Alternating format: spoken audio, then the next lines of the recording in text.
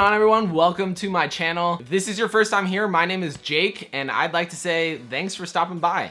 I'm glad you're here. Today, we are talking about packing for Mount Kilimanjaro on a budget. If you know me or have been following me much, you would probably know that I'm a pretty big outdoors enthusiast. I really enjoy hiking, backpacking, rock climbing, snowboarding, pretty much anything outdoors. So when I began planning my trip to Mount Kilimanjaro, I pretty much already had a lot of the stuff that I was gonna need for this trip. So that's what I wanna encourage you guys with today, is that you might already have a lot of the stuff you're gonna need, and you probably won't need to spend loads of money on new gear. So with that being said, let's jump right into this thing. So the first two things you'll need for this trip is one, a big backpack or a duffel bag, and two, a day pack. So what I brought was this nice 60-liter Jansport backpack. It's a pretty inexpensive backpack, one of my first backpacks I ever bought for backpacking, but it was big enough and I didn't need to buy a duffel bag. What I brought for my day pack was this REI Lookout 40. It's 40 liters. Again, it's a pretty inexpensive day pack. It was honestly more than enough because all you're really carrying throughout the day is some warm layers, water, snacks, that kind of thing. The next thing is your sleeping system. One of my favorite pieces of equipment that I own is my sleeping bag. It's an ENLIGHTENED equipment QUILT. It is 1 pound 3 ounces and rated to 30 degrees. I love this thing. It is so soft, so light. You can zip up the footbed to make it nice and warm, or you can leave it as a quilt to lay it over top of you. I paired my sleeping bag with a Sea to Summit Reactor Extreme sleeping bag liner. This added another 25 degrees supposedly to my sleeping system, but I was more than warm enough when I was layered up and using both of these things. I also brought along with me my Thermarest Neoair. This is a very large sleeping pad. It's 2.5 inches thick, plenty for keeping you nice and comfortable throughout the night. They had sleeping pads there, but trust me, they were not nearly as comfortable as mine. And I also brought with me a Sea to Summit pillow that's inflatable. This thing provided a lot of comfort as well. I use it on every backpacking trip I go on. As far as clothing goes, I brought quite a few different things to layer up with because I believe that layering is key. It's the best thing you can do to stay warm. So to start, I brought Exofficio boxers. These things are amazing. These are like my everyday underwear. I use them for everything. You can go days without washing them, honestly. I only brought 3 pairs with me for an entire week on Kilimanjaro, and they lasted great. I had no problems with them. I love them, and I would absolutely recommend getting a few pairs of these. They're amazing. For base layers, I brought some Under Armour leggings. I got these bad boys. These are some cold gear, and so they kept me nice and warm. I use them at night and in the morning and on summit day. Those are really about the only times that I use them. For my top layers, I brought a matching top with it. This is like a turtleneck. Only wore it during the night or on summit day, and it provided plenty of warmth. Like I said, I'm into snowboarding, so I also brought a Burton top layer. It's a mid-weight layer with a hood, so it provided plenty of warmth on summit day. That was about the only time that I actually wore this, so you know, you might consider maybe not even bringing it. Again, you definitely want warmth on summit day because it is cold up there.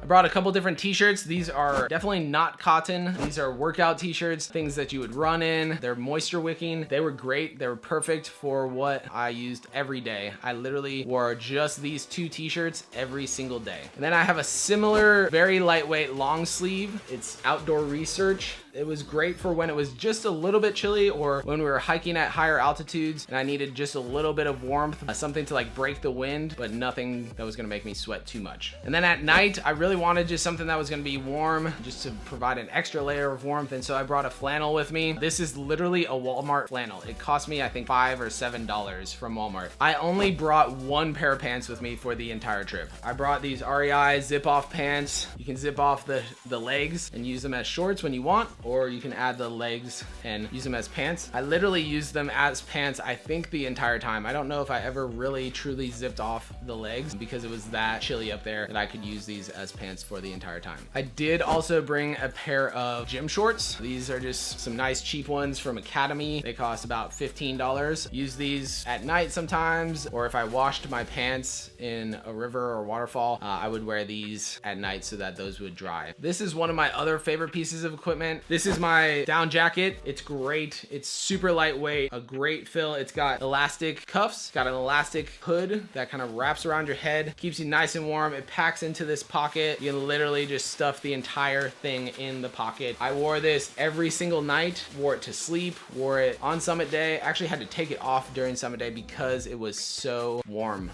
but it kept me nice and warm throughout the night. Literally had no problem sleeping in terms of coldness. This is an item that I barely used, but I definitely recommend not leaving home without it. A rain jacket. This is a nice, really lightweight rain jacket. It's outdoor research again.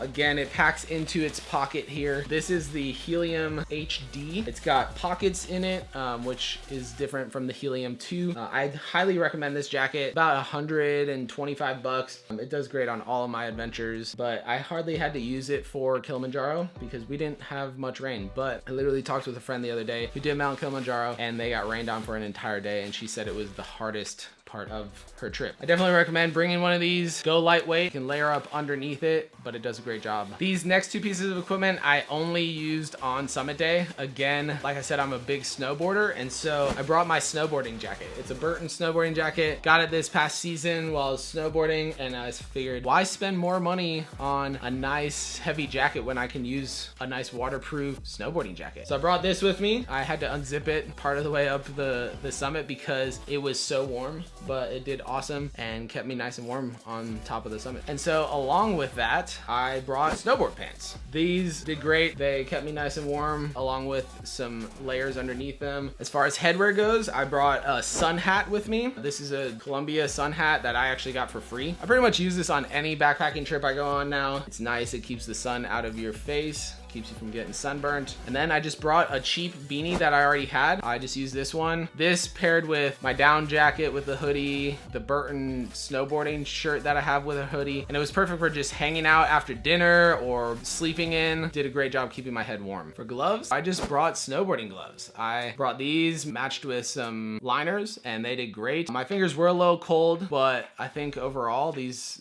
held up pretty well. I don't think you necessarily need massive down gloves. They're just Discontinued gloves. Got them from REI. They were on sale, so I got them for like less than 20 bucks, and they did an awesome job. For me personally, I like to hike in trail running shoes. I'm not a big fan of boots or anything that's gonna be heavy on my feet, and so I brought a few pairs of these. These are THORLOS running socks. They're great. They have really padded toe boxes and heels, really thin material right where your arch is at and on the top of your feet. They help wick the sweat away, and they are really comfortable. I use these for every single hike I do. These are my favorite. They're the THORLOS EXPERIA socks. I did use some high top boots for summit day because I figured they were going to be obviously more waterproof. So I just borrowed a pair of boots from a friend. I paired those with some snowboarding socks. These have great cushioning right where you'll really start to get blisters and stuff. And so I used these for summit day. That was the only time I used these socks, but they were a little light. I did feel like my toes were getting really cold, really numb. They didn't quite have the insulation paired with like a snowboard boot,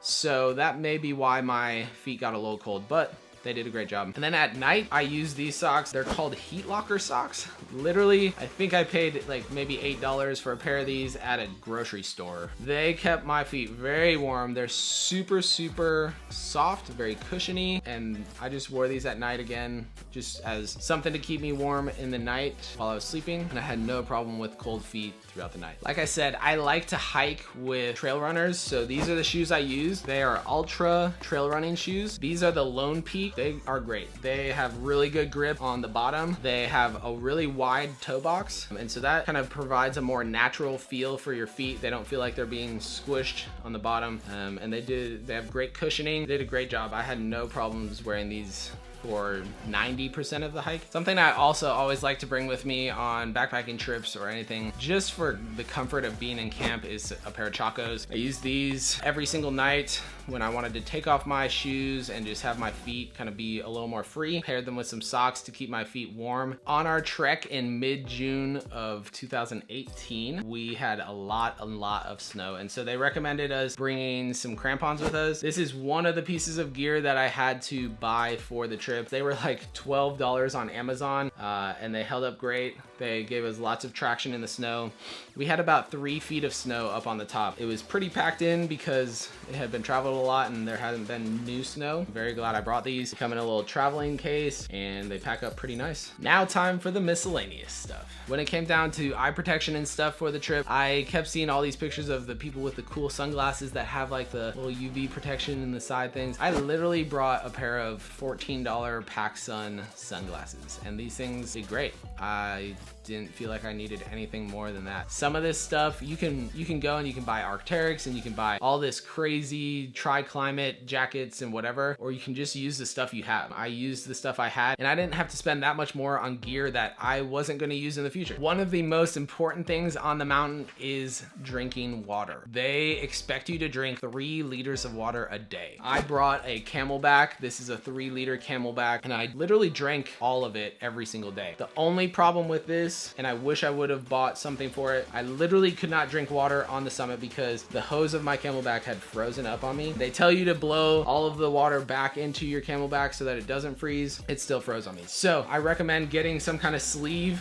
for your Camelback hose to keep it warm and so that it doesn't freeze up on you. And then I also brought a Nalgene. This is a 1.5 liter Nalgene. I only use this mainly for like brushing my teeth and stuff. I think if you brought a smaller Nalgene, just something to carry along with you, it'd be great. This is a little too big and I probably would have brought in a smaller one if I had thought about that. This is a travel packer for my backpack. I put it over my backpack. It kind of turns your backpack into a duffel bag in a sense. It's got a nice big pocket that like zips open and you put your backpack in there, zip it up, cinch it up. It's waterproof. Because they recommend duffel bags, I kind of turned my backpack into a duffel bag by bringing this along with me. I would put my bag in this at night and outside of my tent, and it kept it very dry. And it's great for traveling on airplanes. Made by Sea to Summit. It's a 75 to 100 liter bag. For charging my phone, my camera batteries, and that kind of stuff, I brought this Anker 4-panel solar charger.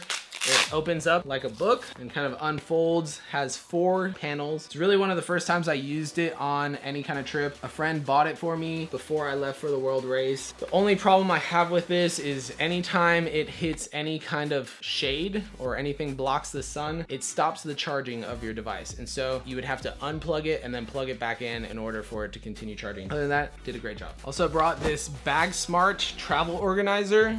This is a great piece of equipment for organizing cables, camera batteries, chargers, hard drives, all that kind of stuff. I bought this a while back to do just that, to organize my stuff while I travel. Plenty of little rubber bands, pockets, all that kind of stuff for all your different device needs. I used this the entire trip, and this really helped keep my stuff organized and honestly was a lifesaver. My final piece of equipment that I brought, if you want to call it equipment, was toiletries. This is like literally a pencil bag from Target that I bought a long time ago. Got my retainers, because you know, gotta keep them teeth straight.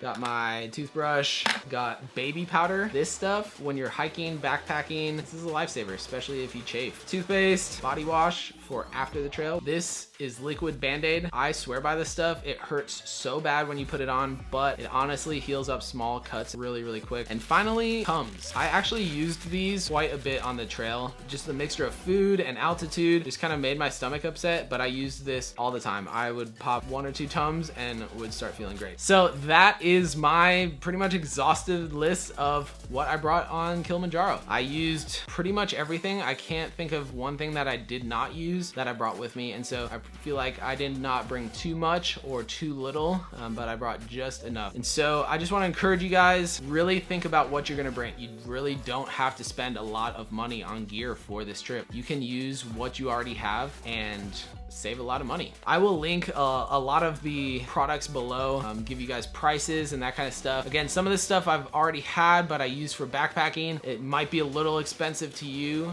but it's stuff that I know I'm gonna use for plenty of future trips. And so if you have to buy something, just buy something that you know you're gonna use in the future. That's it for today, guys. Thank you so much for checking out this video. If you wanna see any of my vlogs from Kilimanjaro, I'm gonna link them right here. So go ahead and check them out. If you liked this video, please give it a thumbs up. I'd really appreciate it. If you have any questions about the gear that I talked about, or any questions about whether you should bring something or not, please comment below. I'd love to try and answer those questions for you guys. If you haven't subscribed already, please click that subscribe button. Click the little bell next to it so you can get updates on more videos that I'm posting. I'm so thankful for you guys, and I really appreciate your support. I hope you guys have an awesome day and a great week. We will catch you next time. Peace.